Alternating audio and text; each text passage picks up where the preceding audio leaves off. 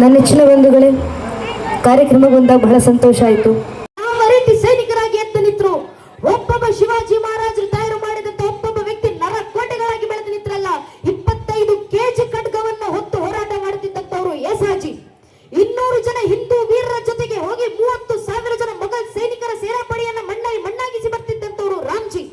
ಮೊಘಲರ ಮನೆ ಒಳಗೆ ಕೂತ್ಕೊಂಡು ಗೂಢಾಚರಣೆ ಮಾಡ್ತಿದ್ದಂತವರು ಬಹಿರ್ಜಿ. ಮೊಘಲರ ಸಾಮ್ರಾಜ್ಯಕ್ಕೆ ನುಗ್ಗಿ ಯುದ್ಧವನ್ನ ಸಾರಿ ಗೆದ್ದು ಬರ್ತಿದ್ದಂತವರು ಧನಾಜಿ. ತನ್ನ ಒಂದು ಕೈ ಕತ್ತರಿಸಿ ಹೋದರೆ ಯುದ್ಧ ನಿಲ್ಲಿಸದೆ ಯುದ್ಧವನ್ನ ಗೆದ್ದು ಸತ್ತ ನಂತರವೂ ಯುದ್ಧ ಗೆದ್ದಂತವರು ತಾನಾಜಿ. ಸಿಂಹದ ಜೊತೆ ಸೆಣಸಾಡಿ ಗೆದ್ದು ಬರ್ತಿದ್ದಂತವರು ಶಂಭಾಜಿ. ಅಫ್ಜಲ್ ಖಾನ್ ಕತ್ತು ಕತ್ತರಿಸಿ ತರ್ತಿದ್ದಂತವರು ಶಂಭಾಜಿ ಕಾಗಜಿ. ಇವರೆಲ್ಲರನ್ನು ಒಗ್ಗೂಡಿಸಿಕೊಂಡು ಹಿಂದೂ ಸ್ವರಾಜ್ಯ ಸಾಮ್ರಾಜ್ಯದ ಸ್ಥಾಪನೆ ಕನಸನ್ನ ನನಸಾಗಿಸಿದಂತವರು ಛತ್ರಪತಿ ಶಿವಾಜಿ. ಶಿವಾಜಿ ಮಹಾರಾಜರು ನಮಗೆ ನೀಡಿದಂತ ಕನಸು ಆದರ್ಶ. ಸಂಘಟಿತರಾಗಿ ಬನ್ನಿ. ಸಂಘಟಿಸಿದ್ರಲ್ಲ ಶಿವಾಜಿ ಮಹಾರಾಜರು. ಆ ರೀತಿ ಸಂಘಟನೆ ಆದಂತ ಒಬ್ಬೊಬ್ಬ ಹಿಂದೂ ವೀರ ಎಂತ ಧರ್ಮನಿಷ್ಠತೆಯೊಂದಿಗೆ ಬೆಳೆದು ನಿಂತರು. ತಾನಾಜಿ ಮಾನ್ಸುರಿ ಅವರು ರಾಯಗಢದ ಕೋಟೆಯ ಯುದ್ಧದಲ್ಲಿ ತೀರ್ಕೊಳ್ತಾರೆ. ತೀರ್ಕೊಂಡಂತ ತಾನಾಜಿ ಅವರ ಅಂತ್ಯ ಸಂಸ್ಕಾರ ನಡೆಯುತ್ತೆ. ತಾನಾಜಿ ಅವರ ಮಗ ರಾಯಭಾಗ ಮಾನ್ಸುರೆ 11ನೇ ದಿನಕ್ಕೆ ತನ್ನ ತಂದೆ ಅಂತ್ಯ ಸಂಸ್ಕಾರವನ್ನು ಮುಗಿಸಿ 12ನೇ ದಿನಕ್ಕೆ ತಾನು ಕೈಲಿ ಖಡ್ಗವನ್ನು ಹಿಡಿದು ಮತ್ತೊಮ್ಮೆ ರಣರಂಗಕ್ಕಿಳಿದು ಹಿಂದೂ ಸ್ವರಾಜ್ಯ ಸಾಮ್ರಾಜ್ಯ ಸ್ಥಾಪನೆಗೆ ಶ್ರಮ ಹಾಕಲಿಕ್ಕೆ ಅಂತ ನಿಲ್ತಾರಲ್ಲ. ಅಂತ ಹಿಂದೂ ನಿಷ್ಠತೆಯನ್ನು ಇಡೀ ಮನೆತನದಲ್ಲಿ ತುಂಬಿಸಿಕೊಟ್ಟಂತವರು ಛತ್ರಪತಿ ಶಿವಾಜಿ ಮಹಾರಾಜರು. ಸ್ವಾಮಿ ಶಿವ ಕಾಶಿದಂತ ವ್ಯಕ್ತಿಗಳು. ಛತ್ರಪತಿ ಶಿವಾಜಿ ಮಹಾರಾಜರು ಪನ್ಹಳಗಳ ಕೋಟೆಯಲ್ಲಿ ಸಿಗಾಕೊಂಡಿದ್ದಾರೆ. ಎದುರುಗಡೆ ಬಿಜಾಪುರದ ಸುಲ್ತಾನನ ಸೈನಿಕರು ಇಡೀ ಕೋಟೆಯನ್ನು ಮುತ್ತಿಗೆ ಹಾಕಿ ನಿಂತಿದ್ದಾರೆ. ಸಿದ್ದಿ ಜೌಹರ್ನ ಮೂಲಕ ಸಿದ್ದಿ ಜೌಹರ್ ತನ್ನ ಸೈನಿಕರೊಂದಿಗೆ ಇಡೀ ಕೋಟೆಯನ್ನು ಮುತ್ತಿಗೆ ಹಾಕಿದ್ದಾರೆ. 12,000 ಜನ ಮೊಘಲ್ ಸೈನಿಕರು ಎದುರುಗಡೆ. ಕೋಟೆ ಒಳಗೆ ಶಿವಾಜಿ ಮಹಾರಾಜ ಜೊತೆ 600 ಜನ ಹಿಂದೂ ಸೈನಿಕರು. ಶಿವಾಜಿ ಮಹಾರಾಜರು ಹೊರಗೆ ಬರ್ಲಿಕ್ಕೆ ಸಾಧ್ಯ ಇಲ್ಲ. ಸಿದ್ದಿ ಜೌಹರ್ ನಿರ್ಧಾರ ಮಾಡ್ತಾನೆ, ಒಂದು ಶಿವಾಜಿ ಮಹಾರಾಜರು ಕೋಟೆನಲ್ಲಿ ಉಳಿದ್ರೆ ಹಸಿವಿನಿಂದ ಸಾಯ್ಬೇಕು, ಕೋಟೆ ಬಿಟ್ಟು ಹೊರಗೆ ಬಂದ್ರೆ ನಮ್ಮ ಕತ್ತಿಯಿಂದ ಸಾಯ್ಬೇಕು. 600 ಜನ ಹಿಂದೂ ಸೈನಿಕರು 12,000 ಜನ ಮೊಘಲರ ಸೈನಿಕರನ್ನ ಹೇಗೆ ಎದುರಿಸಿ ಗೆಲ್ಲಲಿಕ್ಕೆ ಸಾಧ್ಯ? ಸಿದ್ಧವಾಗಿ ನಿಂತಿದ್ದ ಸಿದ್ದಿ ಜೌಹರ್. ಕೋಟೆ ಒಳಗಿದ್ದಂತ ಒಬ್ಬ ಶೌರಿಕ, ಅರ್ಥಾತ್ ನಾವು ಈಗ ಹೇಳುವಂತ ಸವಿತಾ ಸಮಾಜಕ್ಕೆ ಸೇರಿದಂತ ವ್ಯಕ್ತಿ ಶಿವ ಕಾಶಿದ್ ಅವರು ಶಿವಾಜಿ ಮಹಾರಾಜರ ಬಂದು ಹೇಳ್ತಾರೆ, ಮಹಾರಾಜರೇ, ನಾನು ನೋಡ್ಲಿಕ್ಕೆ ನಿಮ್ಮ ರೀತಿಯೇ ಇದ್ದೀನಿ. ನನ್ನ ದೇಹ, ನನ್ನ ಮುಖ ಚೆಹರೆ ಎಲ್ಲವೂ ನಿಮ್ಮನ್ನ ಹೋಲಿಕೆಯನ್ನ ಮಾಡುತ್ತೆ. ನೀವು ಅನುಮತಿಯನ್ನ ಕೊಡಿ, ನಾನು ನಿಮ್ಮ ವೇಷಭೂಷಣೆಯನ್ನು ಧರಿಸಿ ನಿಮ್ಮಂತೆ ನಾನು ಕೋಟೆಯಿಂದ ಹೊರಗೆ ಹೋಗ್ತೀನಿ. ಸಂಧಾನವನ್ನು ಹೊತ್ತಿಕೊಂಡು ಶಿವಾಜಿ ಮಹಾರಾಜು ಸಂಧಾನ ಹೊತ್ತಿಕೊಂಡು ಕೋಟೆಯಿಂದ ಹೊರಗೆ ಬಂದಿದ್ದಾರೆ ಅಂತ ಅನ್ಕೊಂಡು ಬಿಜಾಪುರದ ಮೊಘಲರ ಸೈನಿಕರೆಲ್ಲರೂ ಕೋಟೆಗೆ ಮುತ್ತಿಗೆಯನ್ನ ತೆರವು ಮಾಡ್ತಾರೆ. ಆ ಕ್ಷಣದಲ್ಲಿ ನೀವು ಕೋಟೆಯನ್ನ ಬಿಟ್ಟು ಹೊರಗಡೆ ಹೋಗಬಹುದು. ಶಿವಾಜಿ ಮಹಾರಾಜರು ಪ್ರಶ್ನೆ ಮಾಡಿದ್ರು, ನನ್ನಂತೆ ನೀನು ಹೊರಗೆ ಹೋಗ್ತೀಯ ಸರಿಯಪ್ಪ, ಆದ್ರೆ ಹೊರಗೋದ್ಮೇಲೆ ನಿನ್ನ ಪರಿಸ್ಥಿತಿ ಏನಾಗುತ್ತೆ? ನಿನ್ನನ್ನು ಸಾಯಿಸ್ತಿ ಬಿಡ್ತಾರ ಅವರು? ನಿನ್ನ ಸಾವು ನಿಶ್ಚಿತ. ಆಗ ಶಿವ ಕಾಶಿ ಛತ್ರಪತಿ ಶಿವಾಜಿ ಮಹಾರಾಜರಿಗೆ ಕೊಡುವಂತ ಉತ್ತರ, ಮಹಾರಾಜರೇ, ಹುಟ್ಟಬೇಕಾದ್ರೆ ಶಿವ ಕಾಶಿದ್ದಾಗಿ ಹುಟ್ಟಿದೀನಿ, ಸಾಯ್ಬೇಕಾದ್ರೆ ಛತ್ರಪತಿ ಶಿವಾಜಿ ಆಗಿ ಸಾಯ್ತೀನಿ. ಇದಕ್ಕಿಂತ ಪುಣ್ಯದ ವಿಷಯ ಜೀವನದಲ್ಲಿ ಇನ್ನೇನ್ ಸಿಗ್ಲಿಕ್ಕೆ ಸಾಧ್ಯ ನನಗೆ ಅಂತ ಮರಣವನ್ನ ಮಹಾನವಮಿ ಅಂತ ಬಯಸಿಕೊಂಡು ಹೋದಂತವರಿದ್ದಾರಲ್ಲ, ಅದು ಧರ್ಮನಿಷ್ಠತೆ. ಶಿವ ಕಾಶಿದ್ ಅವರು ಛತ್ರಪತಿ ಶಿವಾಜಿ ಮಹಾರಾಜ ರಾತ್ರಿ ಮುದ್ರೆಗಳನ್ನ ಧರಿಸಿ ಅವರ ವೇಷಭೂಷಣವನ್ನು ಧರಿಸಿ ಹೊರಗೆ ಬಂದು ಸಂಧಾನವನ್ನು ಹೊತ್ತುಕೊಂಡು ಶಿವ ಕಾಶಿದ್ ಬಂದಿರೋದು ಶಿವಾಜಿ ಮಹಾರಾಜ್ ಅಲ್ಲ ಅಂತ ಗೊತ್ತಾದ ಕೂಡಲೇ ಸಿದ್ದಿ ಜೌಹರ್ನ ಸೈನ್ಯದಲ್ಲಿದ್ದಂತ ಫಜಲ್ ಖಾನನ ಜೊತೆಗೆ ಅವರೆಲ್ಲ ಸೈನಿಕರು ಶಿವ ಕಾಶಿದ್ ಅವರನ್ನ ಅವರ ಸಾವಾಗುತ್ತೆ. ಅತ್ತ ಶಿವಾಜಿ ಮಹಾರಾಜರು ಕೋಟೆಯನ್ನು ಬಿಟ್ಟು ಹೊರಡ್ತಾರೆ. ಹೊರಡಬೇಕಾದ್ರೆ ಉಳಿದಂತ ಮೊಘಲರಿಗೆ ತಿಳಿಯುತ್ತೆ, ಬಂದಿರೋದು ಶಿವ ಕಾಶಿದ್ದು ಶಿವಾಜಿ ಮಹಾರಾಜರಲ್ಲ. ಹಾಗಾದ್ರೆ ಶಿವಾಜಿ ಮಹಾರಾಜ್ ಎಲ್ಲಿದ್ದಾರೆ? ಕೋಟೆ ಬಿಟ್ಟು ಹೋಗ್ತಿದ್ದಾರೆ. ಅವರನ್ನ ಮತ್ತೊಮ್ಮೆ ಹಿಡಿಬೇಕು ಅಂತ ಅವರ ಹಿಂದೆ ನಟ್ಟಿಸ್ಕೊಂಡು ಹೋಗ್ತಾರೆ. ಅಲ್ಲಿದ್ದಂತ ಶಿವಾಜಿ ಮಹಾರಾಜ ಸೇನೆಯಲ್ಲಿದ್ದಂತ ಒಬ್ಬ ಬಾಜಿ ಪ್ರಭು ದೇಶಪಾಂಡೆ ಶಿವಾಜಿ ಮಹಾರಾಜಿಗೆ ಉತ್ತರ ಕೊಡ್ತಾರೆ, 600 ಜನ ಹಿಂದೂ ವೀರರಿದ್ದೀವಿ, ಎದುರಿಗೆ 12,000 ಜನರ ಮೊಘಲರ ಸೇನೆ ಇದೆ. ನನಗೆ 600 ಜನ ಬೇಕಾಗಿಲ್ಲ, 300 ಜನ ಹಿಂದೂ ವೀರರ ನನ್ನ ಜೊತೆ ಬಿಟ್ಟು ಹೋಗಿ ನೀವು ವಿಶಾಲ್ಗಢವನ್ನ ತಲುಪಿ. ಮಹಾರಾಜರು ವಿಶಾಲ್ಗಢ ತಲುಪಿದ ಕೂಡಲೇ 3 ತೋಪುಗಳನ್ನ ಆರಿಸಿ ಆ 3 ತೋಪುಗಳ ಸತ್ತನ ಕೇಳಿದ ಕೂಡಲೇ ಶಿವಾಜಿ ಮಹಾರಾಜರು ಭದ್ರವಾಗಿ ವಿಶಾಲ್ಗಢಕ್ಕೆ ತಲುಪಿದ್ದಾರೆ ಅನ್ನೋ ವಿಷಯ ನಮಗೆ ತಲುಪುತ್ತೆ. ಅಲ್ಲಿವರೆಗೂ 300 ಜನ ಹಿಂದೂ ವೀರರು ನನ್ನ ಜೊತೆ ಇಲ್ಲಿ ನಿಂತು ಹೋರಾಡ್ತೀವಿ, ನಾವು ಇವರನ್ನ ಮುಂದೆ ಹೋಗ್ಲಿಕ್ಕೆ ಒಂದೆಜ್ಜೆ ಬಿಟ್ಕೊಡೋದಿಲ್ಲ ಅಂತ ಬಾಜಿಪ್ರಭು ದೇಶಪಾಂಡೆ ಅವರು ನಿರ್ಧಾರ ಮಾಡಿ ಶಿವಾಜಿ ಮಹಾರಾಜನ ವಿಶಾಲ್ಗಢಕ್ಕೆ ಕಲಿಸಿಕೊಡ್ತಾರೆ. ಅಲ್ಲಿ ಬಾಜಿಪ್ರಭು ದೇಶಪಾಂಡೆ 300 ಜನ ಹಿಂದೂ ವೀರರೊಂದಿಗೆ ನಿಂತಿದ್ದಾರೆ. ಎದುರಿಂದ 12,000 ಜನರ ಮೊಘಲರ ಸೇನೆ ಬರ್ತಿದೆ. ಎರಡೂ ಕೈಲಿ ಬಾಜಿಪ್ರಭು ದೇಶಪಾಂಡೆ ಅವರು ಖಡ್ಗವನ್ನು ಇಟ್ಟು ಹೋರಾಟ ಮಾಡ್ತಿರ್ತಾರೆ. ಜೀವನದ ಒಂದೇ ಒಂದು ದಿನ ಬಾಜಿಪ್ರಭು ದೇಶಪಾಂಡೆ ಕವಚವನ್ನ ಧರಿಸಿರ್ಲಿಲ್ಲ. ಸಾಮಾನ್ಯ ಎಲ್ಲರ ಕೈನಲ್ಲಿ, ವೀರರ ಕೈಲಿ ಒಂದು ಕೈಲಿ ಕವಚ, ಮತ್ತೊಂದು ಕೈಲಿ ಖಡ್ಗವನ್ನಿಟ್ಟು ಹೋರಾಟ ಮಾಡ್ತಾರೆ. ಬಾಜಿಪ್ರಭು ದೇಶಪಾಂಡೆ 2 ಕೈಲಿ ಖಡ್ಗ ಹಿಡಿತಿದ್ರು. ಯಾಕಂದ್ರೆ ಬಾಜಿಪ್ರಭು ದೇಶಪಾಂಡೆ ಅವರ ಮಾತು, ಬಾಜಿಪ್ರಭು ದೇಶಪಾಂಡೆ ಖಡ್ಗದ ಹಿರಿತವನ್ನ ಮೀರಿ ಬರುವಷ್ಟು ಸಾಮರ್ಥ್ಯ ಜಗತ್ತಿನ ಯಾವೊಬ್ಬ ವ್ಯಕ್ತಿ 1 ಗಂಟೆ ಕಳಿತು, 2 ಗಂಟೆ ಕಳಿತು, 5 ಗಂಟೆ ಕಳಿತು, 10 ಗಂಟೆ ಹೋಗಿದ್ದಾವೆ. 10 ಗಂಟೆ ಕಳೆದ ಕೂಡಲೇ ಬಾಜಿಪ್ರಭು ದೇಶಪಾಂಡೆ ಅಕ್ಕಪಕ್ಕ ನೋಡ್ತಾ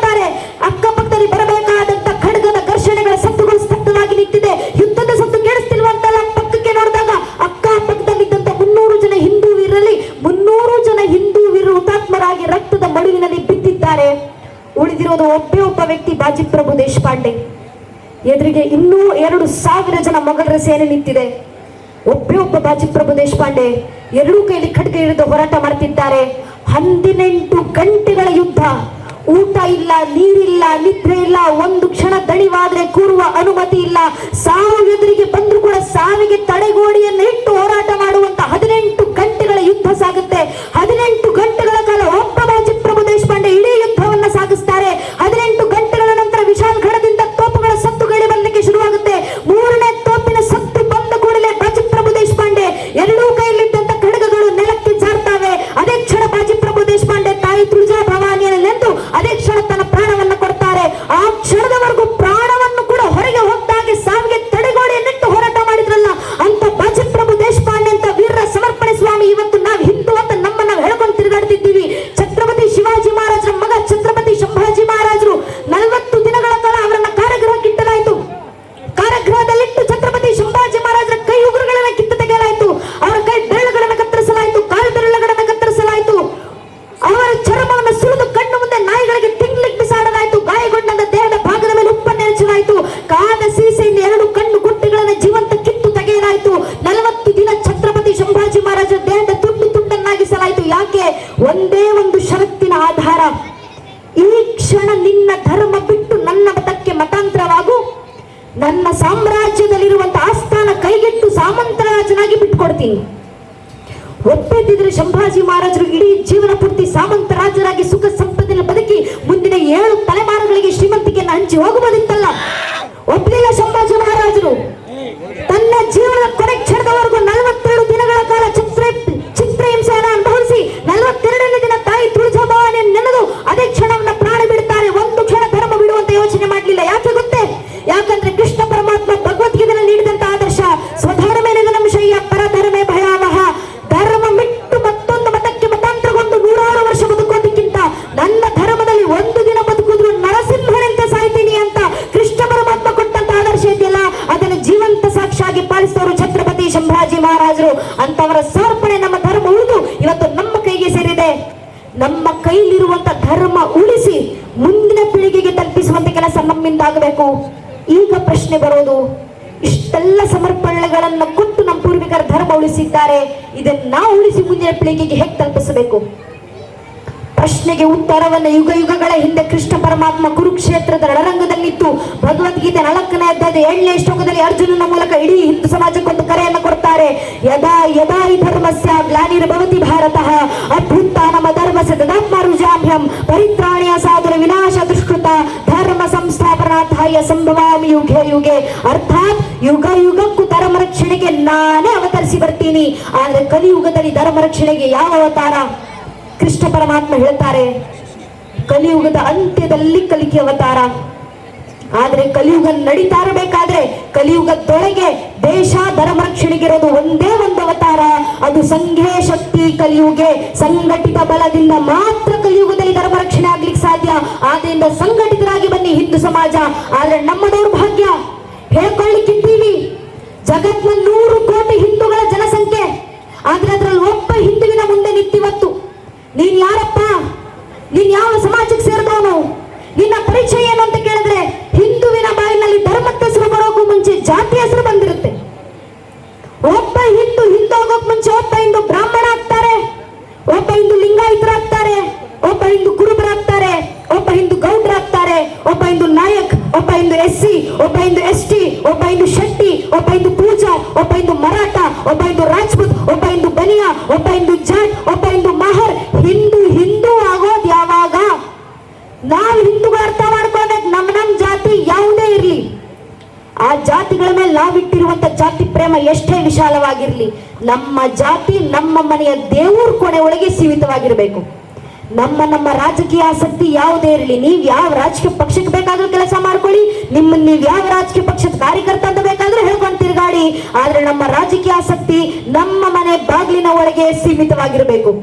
ಪ್ರತಿಯೊಬ್ಬ ಹಿಂದೂ ತನ್ನ ಮನೆಯ ದೇವರ ಕೋಣೆ ದಾಟಿ ಮನೆಯ ವಸ್ತು ಬಿಟ್ಟು ಹೊರಗೆ ಬರಬೇಕಾದ್ರೆ ಜಾತಿ, ಉಪಜಾತಿ, ಮತ, ಪಂಥ, ಪಂಗಡ, ಕುಲ, ಗೋತ್ರ, ರಾಜಕೀಯ ಆಸಕ್ತಿ, ತತ್ವ, ಸಿದ್ಧಾಂತ ಎಲ್ಲವನ್ನ ಮರೆತು ಹೆಗಲ ಮೇಲೊಂದು ಕೇಸರಿ ಶಾಲು, ಹಣೆ ಮೇಲೆ ಕೇಸರಿ ತಿಲಕ ಇಟ್ಕೊಂಡು ನಾವೆಲ್ಲ ಹಿಂದೂ, ನಾವೆಲ್ಲ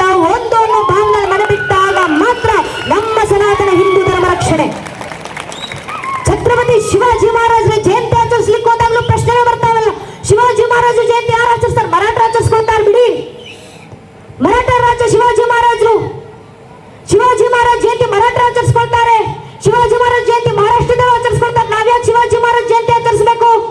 ಶಿವಾಜಿ ಮಹಾರಾಜನ್ ಕರ್ನಾಟಕದವರೆಲ್ಲ ಪ್ರಶ್ನೆ ಮಾಡ್ತೀವಲ್ಲ. ನಾನು ಹೇಳುವಂತ ಮಾತಲ್ಲ, RC ಧೀರೆ ಎಂಬ ಇತಿಹಾಸ ತಜ್ಞರು ಶಿವಾಜಿ ಮಹಾರಾಜರ ಮೇಲೆ 13 ವರ್ಷದ ಇತಿಹಾಸದ ಅಧ್ಯಯನವನ್ನ ಮಾಡಿ ಒಂದು ಪುಸ್ತಕ ಬರೆದಿದ್ದಾರೆ, ಶಿವಗಣಾಚಾರ್ಯ ಶಂಭು ಮಹಾರಾಜ್ ಅಂತ, ಮರಾಠಿ ಭಾಷೆಯಲ್ಲಿರುವಂತ ಪುಸ್ತಕ. ಆ ಪುಸ್ತಕದ ಅನುವಾದ ಸಿಕ್ಕಿದ್ರೆ ದಯವಿಟ್ಟು ಯಾವತ್ತಾದ್ರೂ ಓದಿ ನೋಡಿ.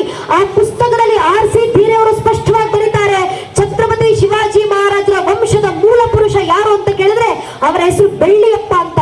ಈ ಬೆಳ್ಳಿಯಪ್ಪ ಎಂಬ ಛತ್ರಪತಿ ಶಿವಾಜಿ ಮಹಾರಾಜರ ವಂಶದ ಮೂಲ ಪುರುಷ ಇತ್ತಿತ್ತಿಯಲ್ಲಿ ಅಂದ್ರೆ ಮಹಾರಾಷ್ಟ್ರದಲ್ಲ, ನಮ್ಮದೇ ಕರ್ನಾಟಕದ ಗದಗಿನ ಹತ್ತಿರ ಇರುವಂತ ಶ್ರೀಶೈಲ ಮಲ್ಲಿಕಾರ್ಜುನ ದೇವಸ್ಥಾನದಲ್ಲಿ ಸೇವೆ ಸಲ್ಲಿಸುತ್ತಿದ್ದಂತ ಬೆಳ್ಳಿಯಪ್ಪ ಎಂಬುವರು ಛತ್ರಪತಿ ಶಿವಾಜಿ ಮಹಾರಾಜರ ವಂಶದ ಮೂಲ ಪುರುಷರು. ಶಿವಾಜಿ ಮಹಾರಾಜ ವಂಶದ ಮೂಲದವರು ಕರ್ನಾಟಕದವರು ಮಹಾರಾಷ್ಟ್ರದವರು ಬೇಕಾಗಿಲ್ಲ ನಮಗೆ. ಯಾಕಂದ್ರೆ ಶಿವಾಜಿ ಮಹಾರಾಜ್ ಎಂದಿಗೂ ಕೂಡ ಮರಾಠ ಸ್ವರಾಜ್ಯ ಸಾಮ್ರಾಜ್ಯ ಸ್ಥಾಪಿಸ್ತೀನಿ ಅಂತ ಹೋದವಲ್ಲ. ಛತ್ರಪತಿ ಶಿವಾಜಿ ಮಹಾರಾಜರ ಕನಸೇನು? ಅಪ್ನಾ ಧರ್ತಿ ಅಪ್ನಾ ರಾಜ್. ಛತ್ರಪತಿ ಶಿವಾಜಿ ಮಹಾರಾಜ್ का एक ही सपना हिंदू स्वराज, हिंदू स्वराज्य ಸಾಮ್ರಾಜ್ಯ ಸ್ಥಾಪನೆಯನ್ನು ಕಂಡವರು ಛತ್ರಪತಿ ಶಿವಾಜಿ ಮಹಾರಾಜರು. ಅರ್ಥಾತ್ ಸಾಮ್ರಾಜ್ಯ ಯಾರಿಗೆ ಮುಡಿಪು? ಇಲ್ಲಿ ಕೂತಿರುವಂತ ನಮ್ಮೆಲ್ಲರಿಗೂ ಅದು ಮುಡಿಪು. ಆ ಧರ್ಮನಿಷ್ಠತೆ, ಆ ಧರ್ಮ ಜಾಗೃತಿ ನಮ್ಮಲ್ಲಿ ಬರಬೇಕು. ಆ ಕಾಲದ ಧರ್ಮ ಜಾಗೃತಿ ಇಟ್ಟಿದ್ರಿಂದ ನಮ್ಮ ಧರ್ಮ ರಕ್ಷಣೆ ಆಗಿದ್ದು. ಆದ್ರಿಂದ ನಮ್ಮ ಹಿರಿಯರು ಬರೀತಾರೆ, ಇಂದ್ರಜಿಮಿ ಜಂಬು ಪರ ಬಾಡವ ಸುವಂಬು ಪರ ರಾವಣ ಸದಂಬ ಪರ ರಘುಕುಲ ರಾಜ है पैनिबा निवाह पर शंबर तीराह पर जोशास्त्र बा पर राम द्विजराज है दावा धूमदंड पर चीता मृगजंड पर भूषणवी तुंड पर जैसे मृगराज है तेजित महिष पर कान्न झीನ ಕಂಶ पर ते मलेच्छ ವಂಶ पर शेर ಶಿವರಾಜ ಅಂತ ಆಗಿನ ಕಾಲದ ಕವಿಗಳು ಬರೆದು ಹೇಳ್ತಾರೆ. ಯಾವ ರೀತಿ ಶಾಸ್ತ್ರ ಭಾವನೆ ಮೇಲೆ ಪರಶುರಾಮರು ಪ್ರಹಾರ ಮಾಡಿದ್ರು, ಯಾವ ರೀತಿ ಕಂಸನ ಮೇಲೆ ಕೃಷ್ಣ ಪರಮಾತ್ಮ ಪ್ರಹಾರ ಮಾಡಿದ್ರು, ಯಾವ ರೀತಿ ಕತ್ತಲಿನ ಮೇಲೆ ಸೂರ್ಯನ ಕಿರಣಗಳು ಪ್ರಹರಿಸಿತ್ತು, ಅದೇ ರೀತಿಯಲ್ಲಿ ಈ ಮಲೆಚ್ಛರ ವಂಶವನ್ನ ನಿರ್ವಂಶವನ್ನಾಗಿಸಲಿಕ್ಕೆ ಪ್ರಹಾರ ಮಾಡಿದವರು ಛತ್ರಪತಿ ಶಿವಾಜಿ ಮಹಾರಾಜ್ ಅಂತ ಕವಿಗಳು ಬರೆದಂತ ಮಾತು. ಆಗಿನ ಕಾಲದ ಆ ಛತ್ರಪತಿ ಶಿವಾಜಿ ಮಹಾರಾಜ ಸಂಘರ್ಷ, ಪನ್ಹಾನ್ಗಡ, ರಾಯಗಡ, ತೋರಣ, ಚಾಕಣ, ಪುರಂದರ, ಪನ್ಹಾಣ, ವಿಶಾಲಗಡ, ತೋರಣಗಡ, ನೂರಾರು ಅಭೇದ್ಯ ಕೋಟೆಗಳು, ಸಿಂಧುದುರ್ಗ, ಪದ್ಮದುರ್ಗ, ವಿಜಯದುರ್ಗ ಅಂತ 16 ಜಲ ಮಾರ್ಗಗಳು, ಎಲ್ಲ ಜಲದುರ್ಗ ನರಕೋಟೆಗಳ ಸಾರ್ವಭೌಮತ್ವವನ್ನು ವಹಿಸಿಕೊಂಡು 1674ರಂದು ಆನಂದನಾಮ ಸಂವತ್ಸರದ ಜ್ಯೇಷ್ಠ ಶುದ್ಧ ತ್ರಯೋದಶಿ ದಿನದಂದು ಮಹಾರಾಜರಾಗಿರುವಂತ ಶಿವಾಜಿ ಮಹಾರಾಜರು ಕೊರಳಲ್ಲಿ ಕವಳೆ ಹಾರ, ಕಿವಿನಲ್ಲಿ ಕರಳ ಕುಂಡಲ, ತಲೆ ಮೇಲೆ ರತ್ನ ಮುದ್ರೆಗಳ ವಜ್ರ ವೈಡೂರ್ಯಗಳಿಂದ ಶೋಭಿತವಾಗಿರುವಂತ ಹಿಂದೂ ಸಾಮ್ರಾಜ್ಯದ ಕಿರೀಟ, ಬೆರಳಲ್ಲಿ ರಾಜಮುದ್ರೆಗಳು, ದೇಹದಲ್ಲಿ ಧರಿಸಿದಂತ ಕಂಚಿನ ದೇಹದಂತ ಮೂರ್ತಿ ಎಲ್ಲವನ್ನು ಹೊತ್ತು ಛತ್ರಪತಿ ಶಿವಾಜಿ ಮಹಾರಾಜ್ ರಾಯಗಢದ ಕೋಟೆಯಲ್ಲಿ ಸಿಂಹಾಸನವನ್ನು ಏರಿ ಕೂರ್ತಾರೆ. ಮಹಾರಾಜರಾಗಿದ್ದಂತ ಶಿವಾಜಿ ಮಹಾರಾಜರು ಗಣಪತಿಯಾಗಿ, ಗಜಪತಿಯಾಗಿ, ಭೂಪತಿಯಾಗಿ, ಪ್ರಜಾಪತಿಯಾಗಿ, ಅಷ್ಟವಧಾನ ಜಾಗೃತರೆಂದು, ಅಷ್ಟಪ್ರಧಾನ ವೇಷ್ಟಿತರೆಂದು, ನ್ಯಾಯಾಲಂಕಾರ ಮಂಡಿತರೆಂದು, ಶಸ್ತ್ರಾಸ್ತ್ರ ಶಾಸ್ತ್ರ ಪಾರಂಗತರೆಂದು, ಸರ್ವಾಭರಣ ಭೂಷಿತರೆಂದು, ಯೋಗಿರಾಜರಾಗಿ, ಮಹಾರಾಜರಾಗಿ, ಶ್ರೀಮಂತರಾಜರಾಗಿ, ರಾಜಋಷಿಯಾಗಿ, ರಾಜಾಧಿರಾಜರಾಗಿ ಮಹಾರಾಜರಾಗಿದ್ದಂತ ಛತ್ರಪತಿ ಶಿವಾಜಿ ಮಹಾರಾಜರು ಛತ್ರಪತಿಯಾಗಿ ರಾಯಗಢದ ಕೋಟೆಯನ್ನು ಸಿಂಗರಿಸಿದಂತ ದಿನ ಅವತ್ತು ಹಿಂದೂ ಧರ್ಮದ ವೀರ ವಿಜಯಧ್ವಜ ಮೇಘಮಂಡಲದಲ್ಲಿ ವಿಜೃಂಭಿಸಿತು. ಆ ಪರಂಪರೆ ಉಳಿಸಿ ಮುಂದಿನ ಪೀಳಿಗೆ ಕೊಡುವಂತ ಕೆಲಸ ನಮ್ಮದು. ಯಾವ ಮಟ್ಟಕ್ಕೆ ತಲುಪಿಸಬೇಕಂದ್ರೆ ಮುಂದೊಂದು ದಿನ ಯಾರಾದ್ರೂ ನಮ್ಮ ಮುಂದೆ ಅಲ್ಲದಿರ್ಬೋದು, ನಮ್ಮ ಮಕ್ಕಳ ಮುಂದೆ ನಿಂತು ಧರ್ಮ ಪರಂಪರೆ ವಿರುದ್ಧವಾಗಿ ಪ್ರಶ್ನೆ ಮಾಡಿದ್ರೆ, ಮಾಡ್ತಾರಲ್ಲ, ದುರದೃಷ್ಟವಶಾತ್ ಪ್ರಶ್ನೆ ಹೇಳುತ್ತೆ, ರಾಮ ಮಂದಿರ ಕಟ್ಟಿವಂತ ಹೋದಾಗ ರಾಮರಿ ಹುಟ್ಟಿದ್ರು ಅಂತ ನಿಮ್ಮ ಹತ್ರ ಏನು ಸಾಕ್ಷಿ ಇದೆ ಪ್ರಶ್ನೆ ಮಾಡ್ತಾರೆ. ಪ್ರಶ್ನೆ ನಮ್ಮನೆ ಮಕ್ಕಳಿಗೆ ಬಾಯಿ, ನಮ್ಮನೆ ಮಕ್ಕಳ ಮುಂದೆ ಬಂದ್ರೆ ಮನೆ ಮಕ್ಕಳು ಯಾವ ಮಟ್ಟ ಧರ್ಮ ಜಾಗೃತಿ ತುಂಬಿರ